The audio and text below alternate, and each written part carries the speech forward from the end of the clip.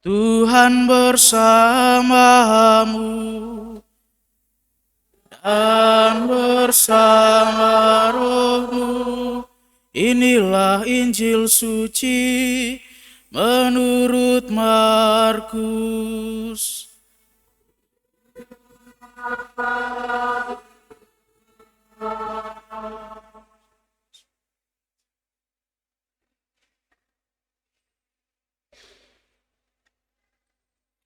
Pada suatu hari, serombongan orang Farisi dan beberapa ahli Taurat dari Yerusalem datang menemui Yesus.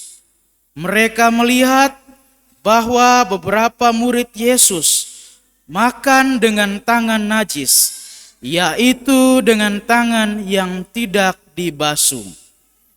Sebab orang-orang Farisi tidak makan tanpa membasuh tangan lebih dahulu, karena mereka berpegang pada adat istiadat nenek moyang mereka. Dan kalaupun pulang dari pasar, mereka juga tidak makan kalau tidak lebih dahulu membersihkan dirinya. Banyak warisan lain lagi yang mereka pegang, umpamanya hal mencuci cawan, kendi dan perkakas tembaga. Karena itu orang-orang Farisi dan ahli-ahli Taurat itu bertanya kepada Yesus, "Mengapa murid-muridmu tidak mematuhi adat istiadat nenek moyang kita? Mengapa mereka makan dengan tangan najis?" Jawab Yesus kepada mereka, "Tepatlah nubuat Yesaya tentang kamu, hai orang-orang munafik. Seperti ada tertulis, bangsa ini memuliakan aku dengan bibirnya, padahal hatinya tetap jauh dari aku. Percuma mereka beribadah kepadaku, sebab ajaran yang mereka ajarkan ialah perintah manusia. Perintah Allah kamu abaikan untuk berpegang pada adat istiadat manusia." Lalu Yesus memanggil lagi orang banyak dan berkata kepada mereka, "Hai kamu semua, dengarkanlah aku dan perhatikanlah ini. Apapun dari luar yang masuk ke dalam seseorang tidak dapat menajiskan dia.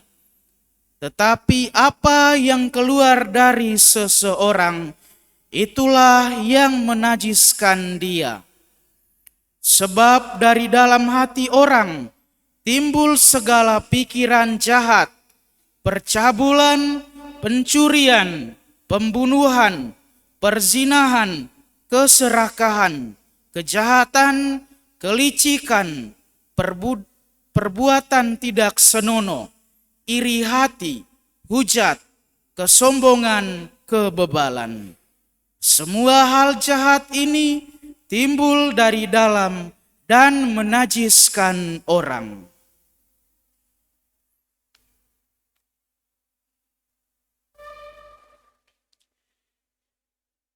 Demikianlah sabda Tuhan. Terpujilah Kristus.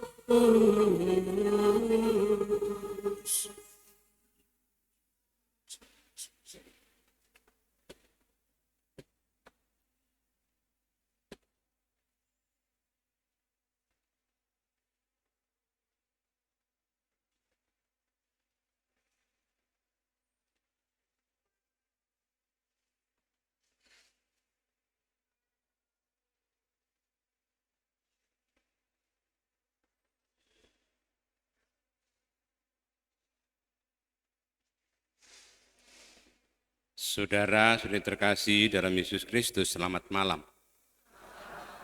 Tentunya di antara kita sudah membaca bacaan pertama yang diambil dari kitab Ulangan juga bacaan yang kedua dari Yakobus dan juga bacaan Injil dari Injil Markus yang kita dengarkan dalam perayaan Ekaristi ini. Kira-kira tema apa yang mau kita renungkan? Sudah punya temanya belum? Belum. Semua diam berarti sudah punya tema dalam hati. Kalau semua disuruh membuat tema, saya kira ada ratusan tema. Tapi mari kita lihat, merenungkan sejenak, temanya yang saya pilih adalah formalitas. Formalitas. Formalitas itu dari kata forma, kata-kata, forma. Kemudian ada juga formal. Formal itu resmi. Ada forma, ada formal, ada formalitas.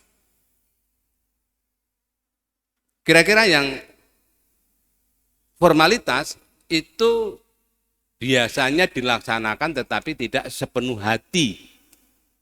Yang penting dilaksanakan.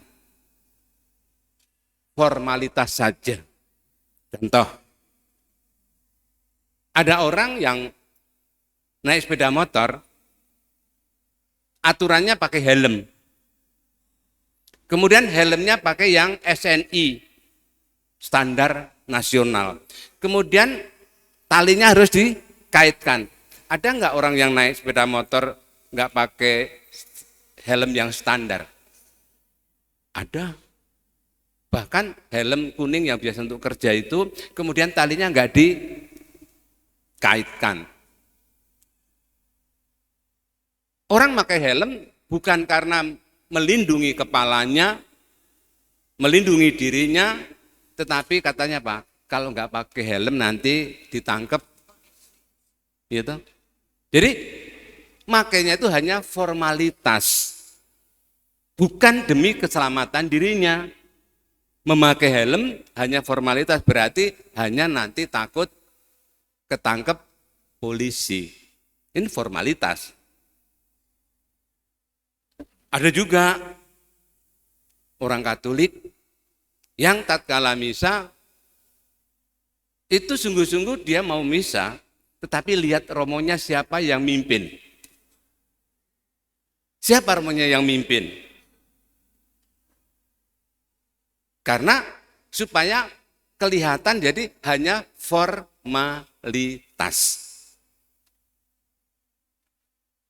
Sabtu yang lalu saya diundang pemberkatan perkawinan di Sukabandung. Sukabandung Tigeneng. Saya dengan Romo Greg.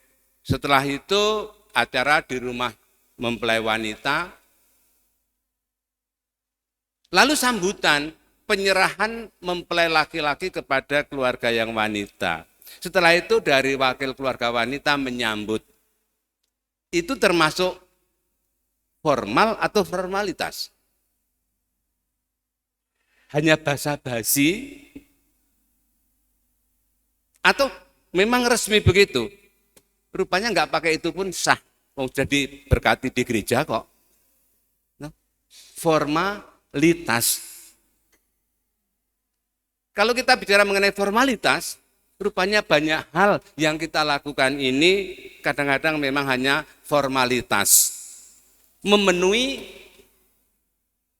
waktu, memenuhi doa pagi, memenuhi doa siang, memenuhi ibadat bacaan, memenuhi ibadat sore atau kompletorium. Kadang-kadang hati ini hanya melaksanakan sekedar formalitas karena harus melaksanakan, mendoakan dari brevir. Ada enggak di antara kita yang doa rosario itu hanya dalam tanda petik formalitas? Ada enggak?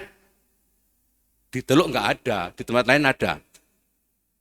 Jadi doanya itu ya formalitas, yang penting saya yang lain doa ya saya ikut doa, berarti formalitas. Nah, dari renungan tentang formalitas dalam kitab Ulangan tadi, Allah sendiri mengatakan lakukanlah itu dengan setia, sebab itulah yang akan menjadi kebijaksanaan dan akal budimu di mata bangsa-bangsa. Begitu mendengar segala ketetapan itu, mereka akan berkata, memang bangsa yang besar ini adalah umat yang bijaksana dan berakal budi. Allah melalui sabdanya mengatakan supaya bangsanya, umatnya melakukan itu dengan penuh setia. Jangan hanya formalitas. Melakukan hukum dengan setia. Berarti tatkala melaksanakan doa juga dengan setia. Berarti juga merayakan Ekaristi juga dengan setia, bukan dengan formalitas. Maka Yesus dalam Injil hari ini dengan begitu jelasnya,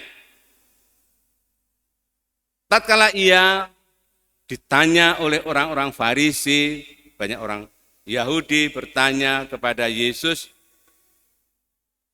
maka tepatlah nubuat Yesaya tentang kamu, hai orang-orang munafik.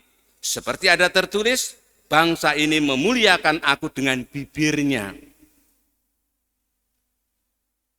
padahal hatinya tetap jauh dari aku. Percuma mereka beribadat kepadaku, sebab ajaran yang mereka ajarkan ialah perintah manusia. Hal-hal yang sepele-sepele, soal mencuci tangan, mencuci kaki, pulang dari pasar, ya untuk kesehatan oke lah. Tetapi jangan sampai hal-hal yang sepele-sepele justru menjadi prioritas. Yesus menegaskan supaya dalam mengabdi Tuhan hendaknya dengan sepenuh hati, seperti dalam kitab Ulangan tadi, melaksanakan perintah Tuhan dengan penuh setia. Jangan hanya formalitas. Setuju? Mari kita berdiri.